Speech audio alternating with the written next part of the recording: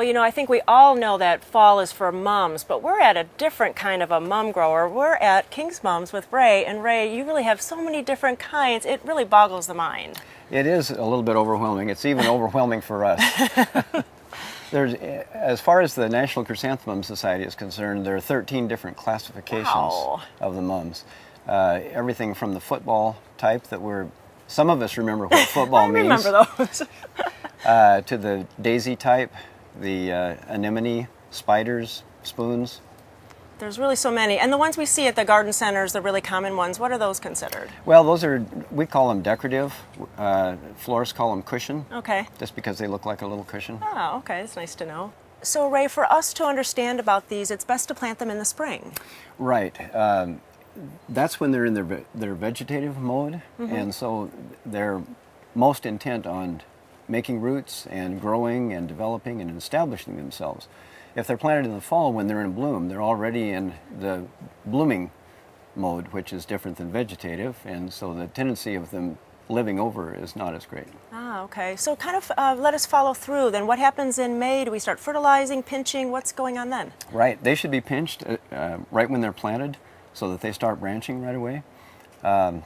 When you get to the end of June, they should be cut clear back to the ground. Wow. Cut back to about 4 inches or so. Wow. And that way they don't get quite as tall. You wouldn't know it looking at these, but these were all cut back to the ground at the end of June. That's tremendous. So we'll still get nice tall ones that we want to even cut for cut flowers later in the summer. Yeah. They'll just be taller and more difficult to manage if you don't cut them back. And the stems, I would think, would be very weak, and they just flop. They do, yeah. They flop all over. They need support anyway. The fancier ones don't seem to be quite as hardy as some of the other varieties, the hardy types, but they will do a good job of giving you great flowers if you cut them back and then allow the new stems to grow up and be fertilized throughout the summer.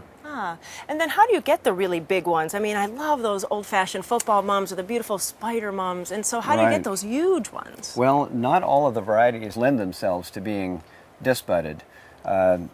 This is one of the varieties here, and this is kind of gives you an idea of what we mean by disc budding. Disc budding doesn't mean taking off all the buds. It only means taking off the side buds so that all the energy will go into that bud right on the top. You can see that these have been disc budded already, and these are ready to be disc budded. So just with your fingers, I mean, it's that easy. Just with your finger, just take it right off, and then all the energy goes to that top bud and gives you a nice big flower. And so you want to do that when they're really not showing too much color and it's still very small. As soon as you can differentiate the buds, you want to do it. It'll help even on these later ones that have developed quite a bit of stem length.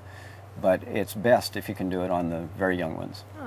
So now, after we kind of bring these in for the house or enjoy them, and then what do we do for fall care? Fall care, they need to be cut back again towards the end of the season after they've been frosted. We go through here at the end of November and cut everything back to the ground again, and then clean out all the debris and be ready for the next year.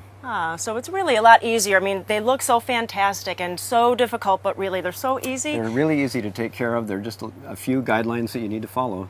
And that's why you're the expert. So if you go to gardentime.tv, we'll click you over to their website and you can ask all the questions and see all the beautiful pictures. Well, thank you so much. My pleasure. Thank you.